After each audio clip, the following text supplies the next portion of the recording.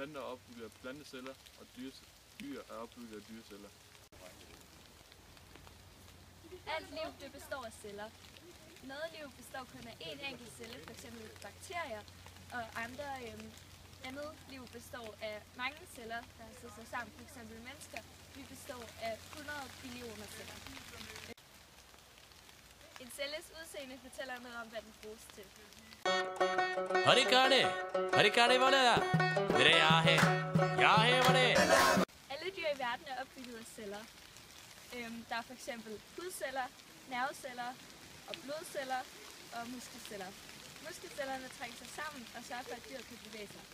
Hudcellerne de beskytter kroppen mod bakterier. Blodceller transporterer ilt rundt i kroppen, og nerveceller de sender signaler til hjernen. Alle dyreceller de er opbygget af en cellekerne og en cellemembran. Cellemembranen den er lavet af fedt, og den beskytter cellekernen. Inde i cellekernen der er der DNA og proteiner og kromosomer. Og kromosomer det er når at DNA det er en lang DNA-streng, og så vikler den sig rundt om nogle proteiner og bliver til et kromosom.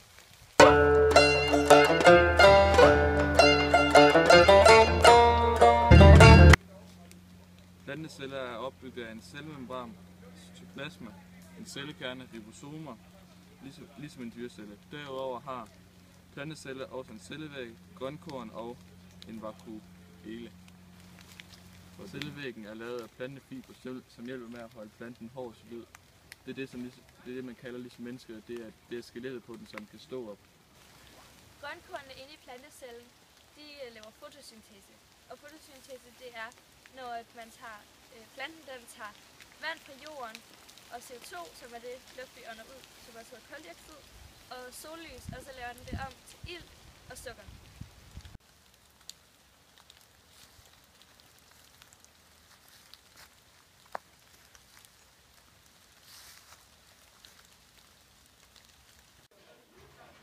Både i dyr og i planter så bliver der lavet respiration. Og respiration det bliver lavet af mitokondrierne, som svarer lidt til plantens grønkorn. Men de bliver tit betragtet som hinandens modsætninger, fordi mitokondrierne ikke skal bruge lys.